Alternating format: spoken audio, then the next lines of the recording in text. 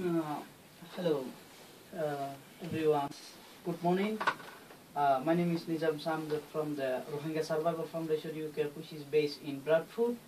My organization aims to improve the present condition of the displaced, deprived, and oppressed Rohingya people living in Myanmar and Rohingya refugees in Bangladesh. And our organization will identify numerous problems that have been facing by the Rohingya in this country, Bangladesh and Burma as well. Because there are quite a few Rohingya refugees in Bradford, aren't there? Yeah, we are nearly 300 people in Bradford, which we think we are the majority Rohingya in the Europe, in Bradford. Okay. Well, actually, that's in Europe.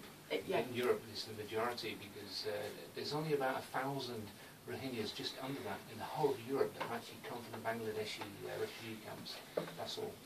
Because there are problems actually getting in and out of the refugee camps, aren't there? There are massive problems actually getting out in the first place.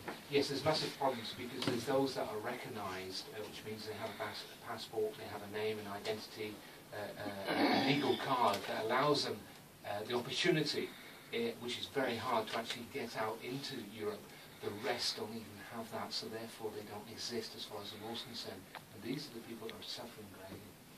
I guess, I mean, if as far as the law doesn't exist, as far as the law goes, if you don't exist, then it's really difficult to try and pull on any of your rights, because you don't have any rights, do you? Well, that's right, that's right. I mean, children, very, very young, are dying. There's young girls being raped, killed. And this is in Bangladesh, not actually in Burma. In Burma itself, in Myanmar, Burma, happening in Burma itself. And because they're ignoring what's happening in Burma, this is having a knock-on effect where people are trying to leave Burma. They're coming to Bangladesh, which is a very poor country. The people in Bangladesh in that area cannot afford to have them there. So therefore, Bangladesh government is ignoring the fact that those people are there. So that's why they're dying. So it has a boomerang effect for these people. But at the moment, the government in Burma is continuing to ethnic cleanse because they know that the Western world, including the United Nations, is ignoring this. When I say ignoring this, they're actually saying, yes, it's happening to a certain degree, but we don't want to take any action because it's possible there's going to be a more relaxed government and society in the future. We don't want to jeopardize that. So basically, for the benefit of this future relaxation of democracy, we're willing to let this extinction, basically, of the Rohingya Muslims carry on. I mean, it's quite devastating information, isn't it? It's awful, really awful stuff to hear. Could you put it in a nutshell? Is there a reason why it's happening? Is it racism? Is it around resources? Is it what's it then? As I would say, it's like the ethnic cleansing. We are the minority there. The Myanmar government systematically putting out, trying to throw us from the country because we are minority there and we are Muslim there. If you look at the history from if you look at the 17th century, 18th century, there was Muslim king, everyone's. Now they deny we are guest of Burma, and in 1982 they passed the citizenship law and they cancelled our citizenship. Since then we have got lots of problems like denial of citizenships, restrictions on the movement. As if you are a Muslim, if you are a Rohingya, without the permission of the local authority, which is very.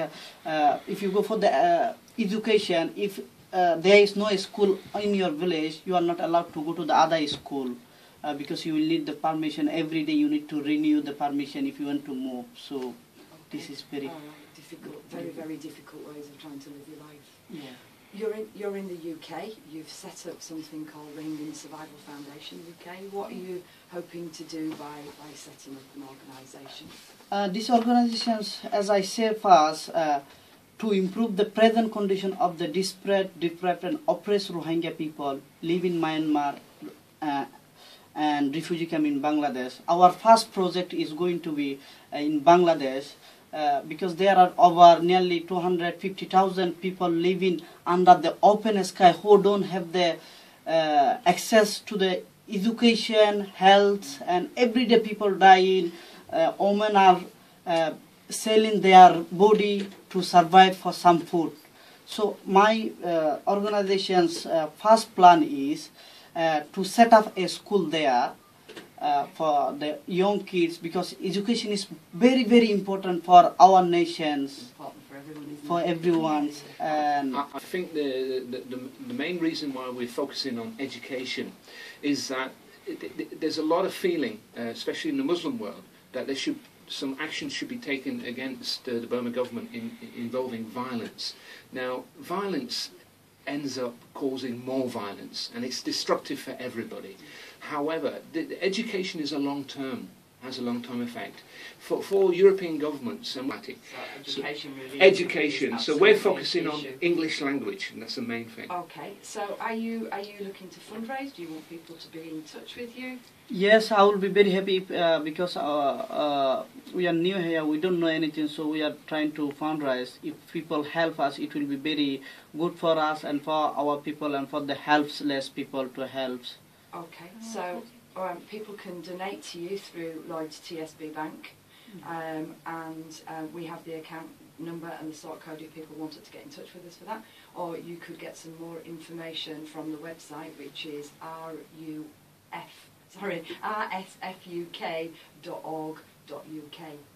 Good luck with that, and thank you very much. Thank you. Thank you. Thank you.